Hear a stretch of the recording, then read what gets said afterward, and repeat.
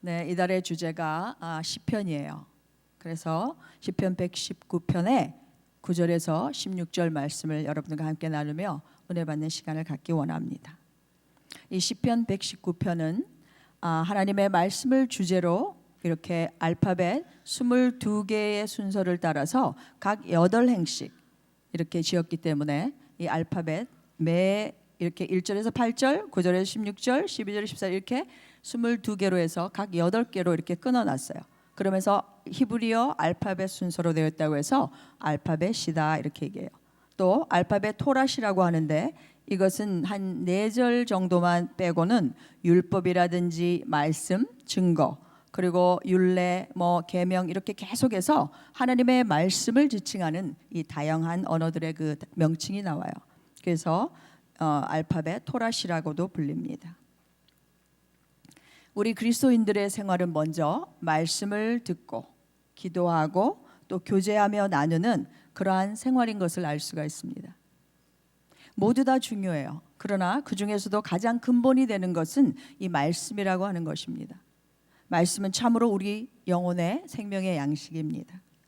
1절에도 보니까 복이 있으며 이렇게 얘기해요. 행위가 온전해서 여호와의 율법을 따라 행하는 자들은 복이 있으며 이렇게 얘기해 주고 있어요. 이 119편 그리고 시편의 전체를 주제를 말하는 것인데 행복의 열쇠라고 하는 것은 하나님의 말씀에 나타난 그 하나님의 뜻을 행하는 것이라고 이렇게 말씀하고 있어요. 그래서 여기에 또 1절에 보면 온전하다 이런 뜻은요, 마음이 나누이지 않는 것을 말해주고 있어요. 마치 예수님께서도 신약에서 말한 바와 같이 한 사람이 두 주인을 섬길 수 없음과 마찬가지로 마음이 나누이지 않고 오직 한 마음, 주님을 향한 한 마음으로 주님만을 사랑하고 섬기며 주님을 향한 그 마음이라고 말하고 있는 것이에요. 우리가 하나님의 말씀이 우리 안에 가득 채우면 하나님의 말씀에 선한 영향력들이 표출되게 되어 있습니다. 사람이 무엇으로 그 마음에 심는가에 따라서 밖으로 표출되는 그런 모든 것들이 그것이 악하다, 선하다 우리가 얘기할 수 있는 거예요. 사랑으로 가득 차면 사랑에 표현하는 말과 행동들이 나오게 되어 있고 내 마음에 미운 마음, 울분과 그런 것이 가득 차 있으면 상대를 슬프게 하고 아프게 하는 그러한 표현과 행동들이 절로 그냥 나오게 되어 있는 것입니다. 시편 119편의 1절에서 8절까지는 주의 말씀을 따르는 자에 대한 복, 부끄럽지 않은 인생을 어떻게 살기를 원하는가 하는 내용이고 9절에서 16절의 말씀은 말씀을 통해서 영혼이 정화되는 것, 사람이 어떻게 하면 깨끗하게 살 수 있을까, 어떻게 하면 인생의 여정이 순결하고 바른 것이 될 수 있느냐는 그런 말씀입니다. 9절에서 11절을 우리 함께 읽겠습니다. 청년이 무엇으로 그의 행실을 깨끗하게 하리이까? 주의 말씀만 지킬 따름이니이다. 내가 전심으로 주를 찾았사오니 주의 계명에서 떠나지 말게 하소서. 내가 주께 범죄하지 아니하려 하여 주의 말씀을 내 마음에 두었나이다. 주의 말씀을 내 마음에 두었나이다. 우리가 하나님의 말씀을 우리가 깨끗하게 하는 그런 능력이 있는 줄 믿습니다. 말씀을 깨달은 사람이 깨끗하게 살 수 있습니다. 하나님의 말씀하신 그 진리가 그 뜻한 바가 하나님의 말씀을 그것을 내가 이해하고 깨닫게 됐을 때 하나님의 말씀을 떠나지 않고 지켜 행하려는 그러한 사람이 하나님의 뜻 가운데 깨끗하고 그러한 삶을 살 수 있는 줄 믿어요. 우리는 매일 삶 속에 선택하면서 살아야 합니다. 우리의 인생길에 항상 두 가지가 있죠. 우리는 선택하며 살아야 해요. 두 길을 동시에 갈 수는 없습니다. 하나를 선택해서만 살아야 해요. 우리가 산을 오른다거나 아니면 운전을 할 때도 마찬가지예요. 여기 시애틀만 해도 405가 있고 I5가 있지 않습니까? 물론 작은 도로도 있지만 우리가 동시에 같은 길을 갈 수가 없어요. 인생의 길도 마찬가지죠. 선한 길이 있고 악한 길이 있고 또 주님이 정하신 길이 있고 나의 길이 있고 시편 119편 105절에 보면 많이 여러분들 암송도 하시죠. 105절 같은 경우에는 주의 말씀은 내 발의 등이요 내 길의 빛이니이다 이렇게 말씀하고 있어요. 주의 말씀이 우리 자신의 마음에 간직한 사람들, 그런 사람은 하나님이 원하시는 그 의도가 어떤 것인 줄 알고 바른 길을 선택하고 그리고 또 우리가 그렇게 행하려고 할 때에 내 안에 계신 성령님께서 그 말씀을 깨닫게 하시고 하나님께서 그렇게 인도해 주신다라고 하는 것입니다. 청년의 때라고 이렇게 구절에 나와 있는데, 이 청년의 때, 이 청년기에는 청년기에 요구되는 율법의 중요성에 대해서 이렇게 말씀해 주고 있어요. 청년기에는 여러분 생각해 보세요. 이 힘이나 열정이 절제하기 힘든 그러한 시기예요. 그래서 더욱 정결한 삶을 살고 말씀을 순종하고 배워야 한다라고 이야기하고 있죠. 전도서 12장 1절에 보면 너는 청년의 때에 너의 창조주를 기억하라. 곧 공고한 날이 이르기 전에 나는 아무 낙이 없다고 할 해들이 가깝기 전에, 이렇게 말씀해요. 그렇습니다. 청년기는 모든 에너지의 근원이 왕성할 때예요. 그리고 청년의 때는 꼭 젊은 사람도 얘기하지만은 살아있어서 움직임이, 활동이 활발한 그러한 때를 의미하기도 합니다. 바로 우리 때가 아닙니까? 그렇죠? 아니에요? 하나님이 허락하신 삶에 이렇게 활기가 넘치고 우리가 힘이 가졌을 때 우리가 뭐든지 해보고 싶고 도전해보고 싶고 그러한 때입니다. 그러한 때라고 할지라도 우리가 절제하지 못하고 마음 가는 대로 눈이 가는 대로 우리의 삶이 그렇게 산다면 어떻게 되겠습니까? 힘과 열정이 있지만 이렇게 절제하지 못하는 삶을 살게 될 때 우리는 어리석은 길을 선택해서 살 수도 있다라고 하는 것입니다. 그래서 우리의 현재와 미래가, 그리고 죽음 이후에 하나님의 심판이 있을 줄 알고 우리는 선한 일에 힘쓰며 주의 뜻에 합당한 삶을 살아야 하는 것입니다. 예레미야 애가 3장 27절에도 보면 사람이 젊었을 때 멍에를 매는 것이 좋다, 이렇게 말씀하고 있어요. 우리의 인생의 대부분을 우리가 헛된 데 낭비하고 죄된 길을 살다가 영원한 형벌을 바라보는 것보다 젊었을 때 교종을 받는 것이 더 값지다라고 하는 말씀입니다. 하나님은요, 자신을 사랑하고 자신을 간절히 찾는 자를 하나님은 만나 주십니다. 시편 94편 12절에도 보니까 여호와여 주로부터 징벌을 받으며 주의 법으로 교훈하심을 받는 자가 복이 있습니다, 이렇게 말씀해 주고 있어요. 여러분, 성 어거스틴의 이야기 알죠? 그는 위대한 신학자요 사상가였습니다. 그럼에도 불구하고 그는 그의 젊은 시절에는 정말 부끄러운 삶을 살았던 사람입니다. 그의 나이 17살 되던 해에 그는 대도시에 공부하러 카르타고로 떠납니다. 그 당시만 해도 그곳이 법률이나 철학, 수사학, 그 당시에 최고의 학문을 공부하기 위해서 그곳으로 가는데 그 대도시가 주는 것이 무엇이었겠습니까? 그는 방황하기 시작했고 방탕한 생활을 시작합니다. 무엇보다도 이 성적 유혹으로부터 그는 이기지 못하여 부모 허락 없이 동거를 시작하고 결국은 사생아까지 낳는 그러한 범죄를 합니다. 그의 어머니의 마음이 어떠했겠습니까? 그러나 무엇보다도 어머니를 더 아프게 했던 것은 이단 종교에 빠진 사실이었습니다. 이단 종교에 그 당시에 마니교가 있었는데 이 마니교라고 하는 것은 주 215년에 페르시아에서 시작된 종교였고 만이라는 사람이 창시했어요. 그런데 천사의 계시를 받았다고 하면서 자신이 깨달은 바를 전하다가 275년경에 나무에 달려서 가죽이 벗겨져서 죽는 극형을 당합니다. 그의 이론은 우주에 선과 악의 세력이 있어서 인간과 자연을 지배한다고 하는 이원론으로서 기독교와 불교의 요소를 가미해서 만든 일종의 혼합 종교예요. 멀리 떨어져 있는 그 아들을 찾아가서 그 어머니가 내게 바랄 것은 아무것도 없다. 내가 진실한 기독교인이 되어주면 나는 그것으로 만족한다. 어머니는 아들을 위해 눈물로 하나님께 부르짖습니다. 하나님, 저 불쌍한 아들을 구원하여 주옵소서. 하나님의 사람으로 다시 태어날 수 있도록 은혜를 허락하옵소서. 눈물의 기도로 기른 자식은 절대 망하지 않는다고 하는 말이 성 어거스틴의 어머니 모니카에서 시작된 말이에요. 그는 어머니의 이 기도 까닭일까? 하나님을 믿고 따르려는 이 마음과 세상을 즐기고 싶은 그 마음, 그 두 사이에서 갈등하고 싸우던 어느 날 정원 울타리를 넘어서 아이들의 노래소리가 들려와요. 성경책을 들려 읽어라, 성경책을 들려 읽어라. 그래서 그는 성경책을 펼칩니다. 그때 들어온 그 말씀이 로마서 13장 13절과 14절 말씀이었어요.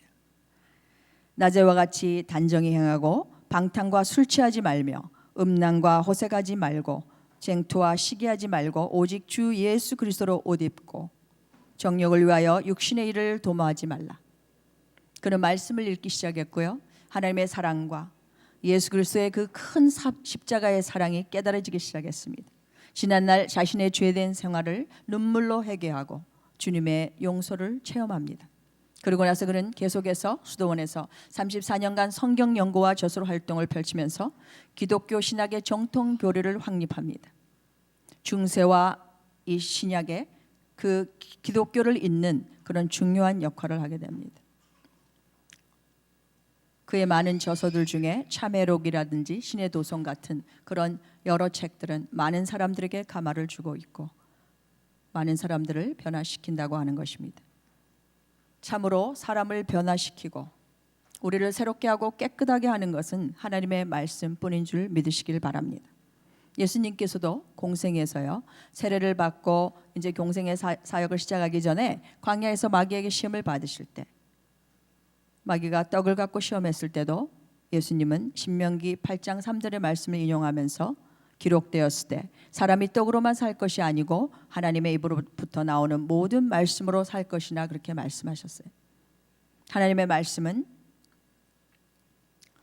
근본적으로 성자 예수 그리스도 자신입니다. 요한복음 1장 1절에 보면 태초에 말씀이 계시니라.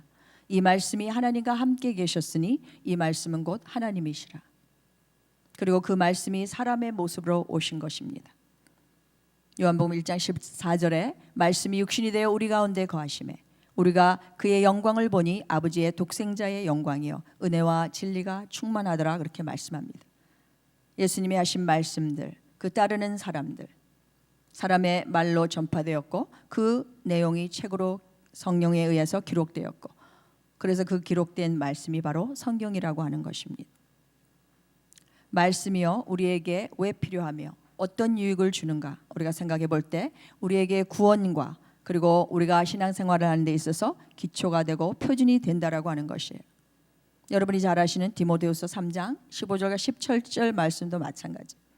예수 그리스도 안에 있는 믿음으로 말미암아 우리를 구원에 이르게 하고 우리를 지혜롭게 할 뿐만 아니라 우리에게 교훈을 줘요.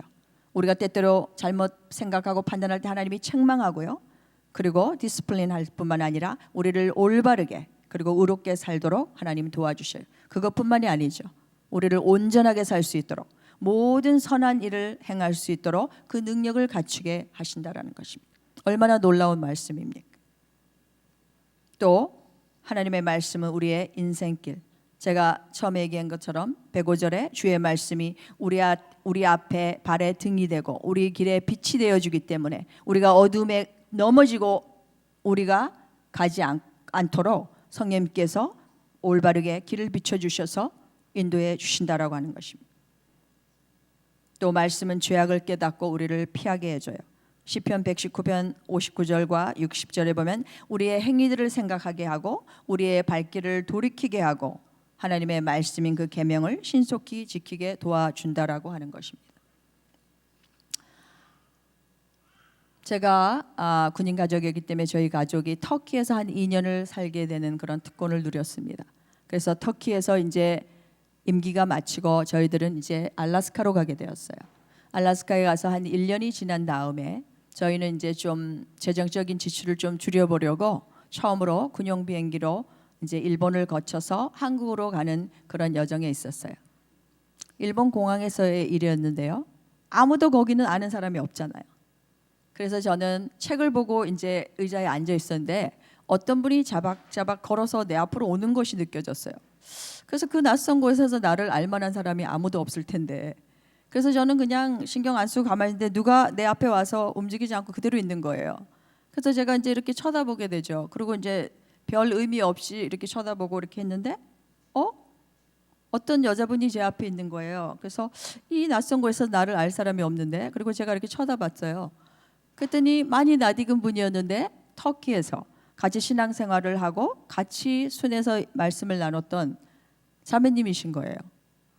그래서 너무 놀랍지 않습니까? 저희들 떠나온 이후로 그분들은 괌으로 가게 됐어요. 그런데 그 시간대에 여름방학 때 아이들을 데리고 저희는 이제 군용 비행기는 잘 안 타는데 그때는 그랬어요. 근데 그 시간대에 거기서 만난 거예요. 그런데 여러분 아세요? 제가 떠나고 나서 그곳에 있을 때 제 마음 가운데 하나님의 나의 은밀한 이 마음 가운데 그분에 대한 별로 이렇게 좋지 않은 그런 것들을 가지고 있는 걸 하나님은 아신 거예요. 하나님 정확하신 분입니다. 체험을 통해서 그 자매님도 제가 떠나고 나서 그 자매가 내가 조금 더 잘해줄 수 있었을 텐데 너무 아쉽다. 서로 많이 알지 못했던 것을. 그런데 저의 기억에는 그때는 그분이 맨날 나는 이걸 많이 하셨던 것 같아요. 나는 뭘 배웠고 나는 뭘 했고 막 이렇게 자랑하듯이. 근데 그분의 삶이 가끔가다 이야기를 했어요. 자기는 할머니 밑에서 자랐다고. 그래서 뭔가 다른 사람들에게 이렇게 표현을 하고 싶은 것이 그렇게 됐던 거예요. 그러니까 우리는 얼마나 나와 조금만 다르면 우리의 그 나의 생각과 나의 철학과 나의 기준으로 그 사람을 인정하려 들지 않는 그런 것이 있는 것 같아요. 그런데 내가 미워하지는 않았지만 하나님이 그 안의 중심에 그를 이해하지 못하고 내 마음대로 그렇게 생각했던 것을 하나님은 절대 기뻐하시지 않는다는 것을 체험한 그런 시간이었어요. 여러분, 내 마음이 깨끗하지 않으면 하나님은 그것을 원하시지 않으세요. 하나님은 오래 참아주셨죠. 1년이나 한 1년 반 넘게 그랬는데요. 그분이 저희는 그날 도착했지만 그분은 일주일 전에 도착해서 군 비행기가 없어서 그곳에 이제 호텔을 예약해 놓고 그날 들어가는 날이었어요. 저는 그곳에 와서 그날 비행기가 캔슬됐습니다. 그래서 하나님이 그분하고 같이 그 미리 리저브한 방을 같이 쓰게 됐어요. 그런데 여러분, 더 이렇게 부끄러웠던 사실은 이 엄마들끼리 서로 친하지 않고 그럴 때 아이들이 그 어릴 때 국민학교 이제 1학년 유치원 막 이럴 때 서로 그냥 같이 놀고 싶잖아요. 그런데 스팻나잇 하고 물론 스팻나잇 절대 안 시킵니다. 오직 잠은 집에서. 그런데 같이 그 안에 이제 할 때에 그 자매님이 아이들이 같이 지내고 싶어 하니까 밤새 같이 놀고 장난하고 또 그러다가 같이 음식도 먹고 할 수 있게 스팻나잇을 시켜달는데 제가 이런 지하에 NO 했어요. 그런데 여러분, 그날은 그 우리 카우치에 이렇게 소파에 꺼내서 아이들이 남자아이들 둘 여자아이들 둘 이렇게 다 같이 공유하게 됐어요. 그러면서 제가 그 모습을 보면서 하나님은 나의 중심을 보고 나를 알고 계신 거예요. 네가 못마땅해서 아이들을 원하지 않았지만 내가 저 아이들을 함께 같이 있길 원해. 그래서 그 시간대에 그 시간에 하나님께서 그러한 일들을 이루셨을 때 제가 하나님께 회개하고 밤에 자고 일어나서 아침에 묵상하고 났는데 우리 여자들 뭐예요? 아침에 일어나서 다 끝나고 나면 이제 아침 얼굴을 다듬지 않습니까? 제가 화장을 할 수가 없었어요. 눈물이 호수처럼 흘러내리면서 하나님, 제가 정말 잘못했습니다. 내 마음의 깊은 중심에 내가 뭘 생각하고 내가 뭘 꺼리는지, 내가 뭘 가지고 내가 싫어하는지 하나님이 그 깊은 속을 하나님이 1년 동안 참아주셨던 거예요. 별로 그렇게 나쁜 짓 하지 않고 서로 나쁜 말 하지 않고 그랬어도 내 마음의 감정이 그 사람을 싫어하는 걸 하나님이 너무 잘 아시고 계셨던 거예요. 그러나 하나님은 동일하게 핏값 주고 사신 그 하나님의 딸이라고 하는 것입니다. 제가 얼마나 눈물이 났던지 이 화장을 할 수가 없어요. 그래서 하나님께 고백하고 하나님, 내가 이 자매에게 사과를 하겠습니다. 아침에 우리가 이제 식사를 하기 위해서 이제 리빙룸에 모였어요. 제가 먼저 말을 꺼냈습니다.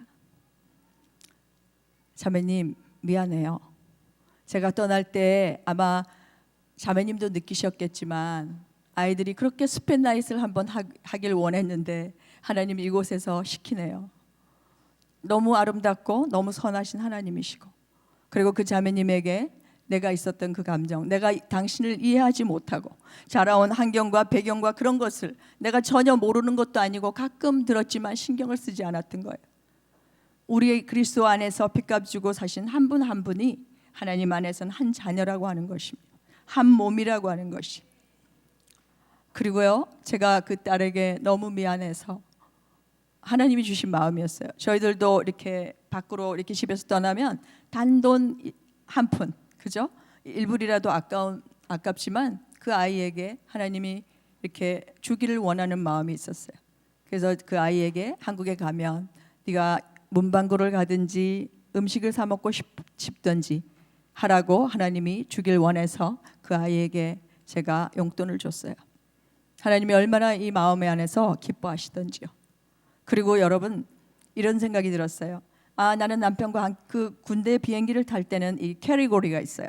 제일 먼저 이렇게 명령을 받아서 오다를 받아서 미리 가서 이렇게 해야 되는 사람들, 그 다음에 이제 순번대로 하면서 가족이고 그런데 그분은 남편이 미리 한국에 나가 있었기 때문에 매번 맨 마지막에 가기 때문에 계속 밀리고 해서 그 6일째까지 못 갔던 거예요. 7일째 되던 날 제가 남편에게 얘기했어요. 여보, 우리 이분을 먼저 보내게 합시다. 만약에 자리가 없으면 이분들을 먼저 보내고 우리는 나중에 갑시다.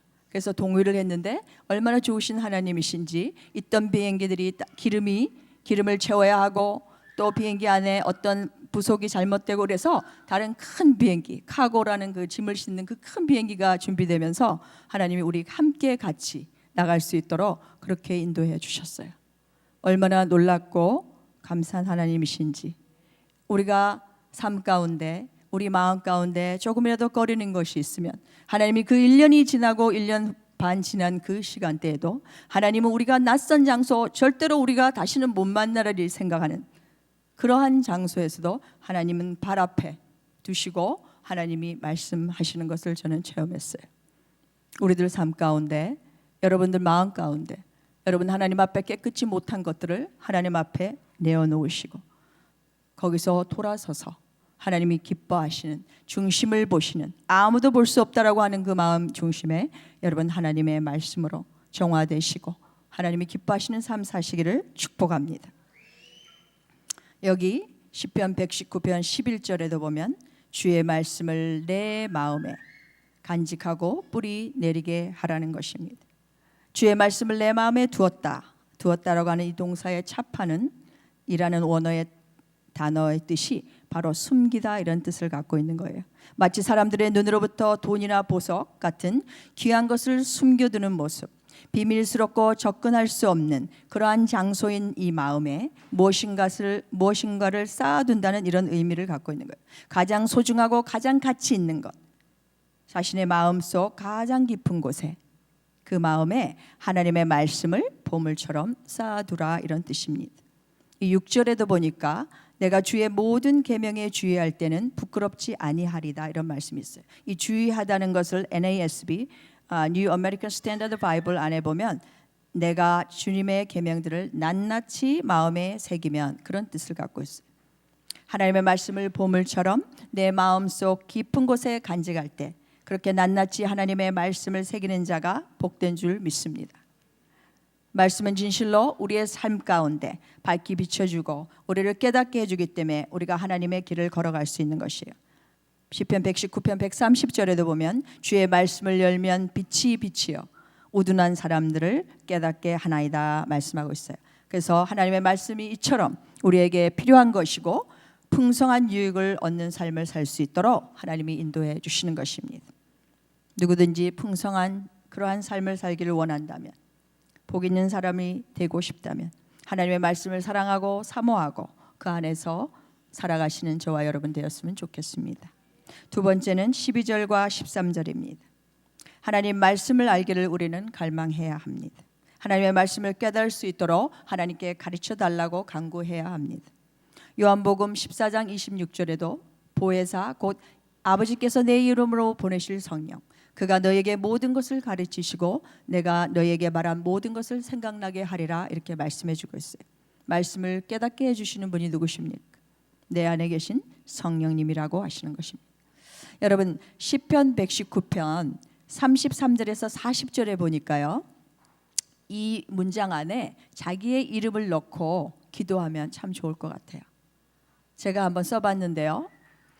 시편 119편 33절에 40절 하나님 주의 말씀들의 길을 현숙이에게 가르쳐 주세요. 현숙이가 끝까지 지킬게요. 현숙이로 하여금 주의 계명들의 길을 행하게 도와주세요. 현숙이가 이것을 즐거워하기 때문입니다. 현숙이의 마음이 주의 말씀을 향하게 하시고 탐욕으로 향하지 않게 도와주세요. 현숙이의 눈을 돌이켜서 허탄한 것을 보지 말게 하시고 주를 경외하는 주의 말씀을 주의 딸 현숙이에게 세워주세요. 현숙이가 두려워하는 비방이 현숙이에게 써나게 하시고 주의 말씀들을 선합니다. 현숙이가 주의 말씀들을 사모합니다. 주의 의로 현숙이를 살아나게 해주세요. 너무 좋지 않아요? 여러분들 집에 가셔서 한번 그 말씀 안에 또 여러 말씀들 안에 여러분들 이름을 넣으면서 그렇게 선포하고 기도하고 그렇게 하면 좋겠습니다. 그리고 시편 이곳에 보면 하나님의 말씀을 사모하는 이 여러 표현들이 나와요. 다는 할 수 없지만 시편 119편 62절에 보니까 한밤중에라도 주님의 의로운 규례들이 생각나면 벌떡 일어나서 주님께 감사를 드립니다. 이 세 번역에는 그렇게 되어 있어요. 여러분 처음 예수님을 믿었을 때 그리고 여러분이 여러분 삶 가운데 경험되고 또 여러분을 만나 주셨을 때 여러분 어떻게 반응하셨어요? 저는 처음 주님 만났을 때 하나님이 저만 이뻐하시는 것 같아서 성경책을 꼭 끌어안고 잤어요. 성경책에 뽀뽀도 하고 성경책을 쓰다듬고. 근데 어느 정도 신앙생활 하면서 좀 잘하면 어떻게 할까요? 주님 나중에 와요. 그리고 먼지 쌓이면 툭툭 털어서 휙 갖다 버리고 갖다 놓고 아무데나. 우리의 삶이 하나님에 대한 그 마음을 다시 한번 살펴보라고 우리에게 말씀하시는 건 아닐까 이런 생각이 들었어요. 그렇습니다. 하나님을 사랑하십시오. 시편 119편 13절에 보니까 주의 입의 모든 규례들을 나의 입술로 선포하였으며 우리가 하나님의 말씀을 선포할 때 하나님의 능력이 역사되는 줄 믿습니다. 하나님은요 말씀으로 천지를 창조하셨죠. 그렇죠? 그리고 예수님은 말씀으로 뭐예요? 풍랑을 잔잔케 하시고 또 말씀을 명하사 귀신들을 쫓아내실 뿐만 아니라 말씀으로 병자들을 고쳐주셨어요. 하나님의 말씀을 선포할 때 우리가 어떤 분 자매의 아픔과 힘듦과 우리가 함께 기도하거나 그렇게 할 때 우리가 말씀을 선포할 때 하나님의 말씀은 실로 그 능력이 있어서 우리로 체험케 하시는 것입니다. 14절에서 16절을 보면 하나님의 말씀을 묵상하면 즐겁다라고 하는 것이에요. 우리 14절에서 16절 같이 읽어볼까요? 내가 모든 재물을 즐거워함 같이 주의 증거들의 도를 즐거워하였나이다. 내가 주의 법도들을 작은 소리로 읊조리며 주의 길들에 주의하며 주의 윤례들을 즐거워하며 주의 말씀을 잊지 아니하리다. 이 14절의 이 세 번역에 보면 주님의 교훈을 따르는 이 기쁨은 큰 재산을 가지는 것보다 더 큽니다. 이렇게 말씀하고 있어요. 주의 말씀을 따라가는 길, 주의 말씀을 행하는 길, 그것은 우리가 가지고 있는 가장 소중하다고 좋아하는 돈이나 이 재산, 이 소유가 가지고 있는 것보다 더 즐겁다라고 하는 것이에요.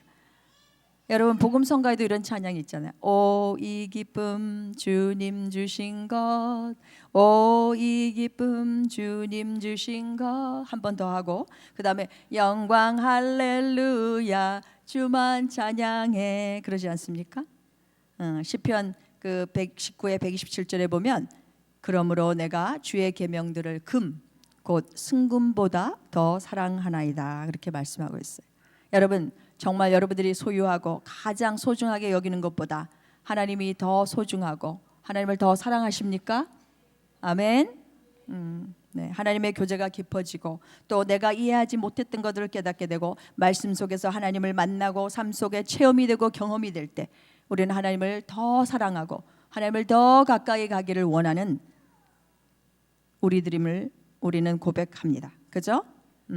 15절에 보니까 읊조리다 이런 얘기가 나오죠. 읊조리다 중얼중얼 계속 읊조리는 거. 묵상은요 소가 풀을 먹고 소 대새김질 하듯이 소리내어 중얼중얼 하는 것을 얘기해요. 그래서 라틴어 메디칼루스에서 왔다라고 하는데 이 영어로 메디슨이라는 뜻을 갖고 있잖아요. 거기서 메디테이션이 나왔죠. 그래서 약이 우리 몸에 흡수될 때 어떻게 돼요? 우리 온 몸을 효과 있게 해주고 우리를 이렇게 편안하게 해주고 우리를 도와주지 않습니까? 이 묵상을 통해서 하나님의 말씀을 계속해서 되새김질할 때에 하나님의 말씀을 알아가고 우리의 삶에 적용할 때에 그것이 우리의 삶에 날마다 우리를 힘든 때라도 우리를 이기고 나가고 건강한 생활을 할 수 있다라는 것입니다. 그리고 묵상은 하나님을 알아가는 것 시작이에요. 그리고 하나님을 알아갈 때에 우리가 그 쓰인 단어 우리가 많이 들었죠. 원어의 야다라고 하는 그 단어. 예수님이 우리의 신랑이고 우리가 예수님의 신부인 것처럼 여러분 부부, 육체적인 부부도 이 결합을 통해서 완전히 서로 알게 되는 거 아니겠습니까? 우리가 예수님과 연합되고 하나님의 말씀이 우리 안에 거할 때 우리는 완전한 연합 속에서 하나님의 뜻을 이루어갈 수 있는 거고 하나님의 뜻을 분별하고 나갈 수 있는 것이. 그리고 하나님의 말씀은 묵상은 듣는 것이. 말씀 우리가 소리내어 읽는 것 같지만 소리내어 선포해서 중얼중얼 읽을 때 오히려 그냥 읽는 것보다 그냥 소리내지 않고 읽는 것보다 한 20%나 더 갑절에 우리가 기억력이 된다라고 하는 것. 하나님이 어떤 분이신지 우리가 경험하게 되고 또 하나님이 우리가 하나님을 알아가게 될 때 하나님의 말씀이 우리 영에 반응하게 되고 우리의 영에 생명을 얻게 되는 줄 믿습니다. 말씀 속에서 하나님을 경험하고 또 하나님의 음성을 듣고 그렇게 바람직한 그러한 신앙생활을 하시기 바랍니다. 우리가 그렇게 하나님의 말씀을 깨달은 걸요 여러분 함께 나누어야 돼요. 그래서 우리가 여기 여성사역에는 큐티방이 있죠. 큐티방 매주 목요일도 하고 또 여러 방들이 있어요. 한 30방 넘는데 그런 거에 대해서 여러분 궁금하시면 예배 후에라도 우리 신민정 목사님 또 신재니 팀장에게 얘기하고 여러분 큐티방에서 어떠한 일을 하고 계신지 또 어떠한 삶을 나누신지 여러분 하나님이 여러분 삶 가운데 하셨던 것을 또 나누고 또 여러분 그 안에서 하나님을 높이는 그런 삶이 되시기를 축복합니다. 또 여러분 하나님의 말씀을 대하고 우리가 하나님의 말씀을 계속 이렇게 읊조리면요 어떤 일이 있냐면 내 중심의 생각이 하나님의 생각으로 이제 변화되는 것을 알 수 있어요. 나는 이렇게 하고 싶은데 하나님이 원하시는 방향으로 우리가 변화된다라고 하는 것입니다.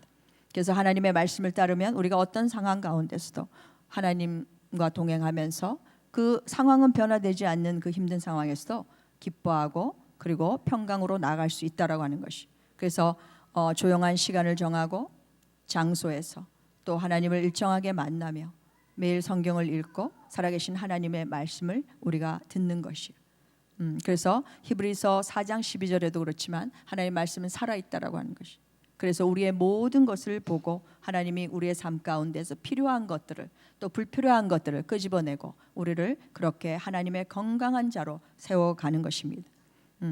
묵상하는 그리스도인이라고 하는 책을 쓰신 우리 여기 성령의 샘에 계시는 YMAM에 계신 데이비드 라스 오데온 목사님, 그 목사님의 책에 보면 묵상을 할 동안 우리가 말씀을 읽으면 우리가 보석을 캐려고 막 그러는데 그러지 말라고 하는 것은 성령이 이끄시도록 그 말씀 안에 우리가 들어가고 맡기라고 하는 것입니다.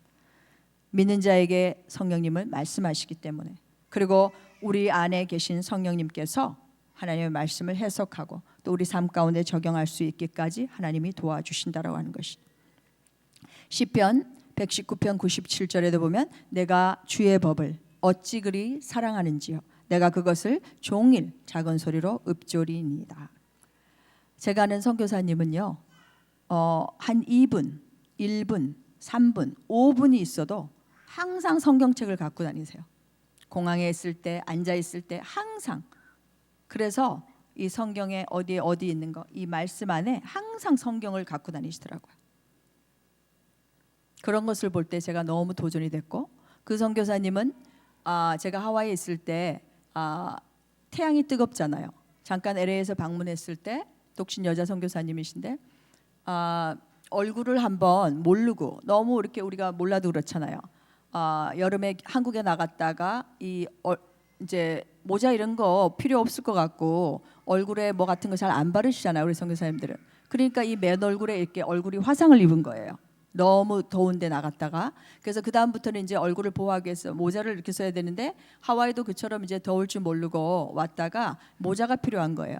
그래서 모자를 사러 갔는데 얼마나 그 삶을 보면서 도전이 되었든지 여러분 우리 같으면 그냥 1, 2불, 5불 더 주고 그냥 원하는 거 사면 되잖아요. 근데 선교사님은 그러시는 거예요. 어떤 거를 살지 고민을 하시더라고요. 내가 이 5불을 더 써서 정말 이것을 내가 사용하고 써야 될까?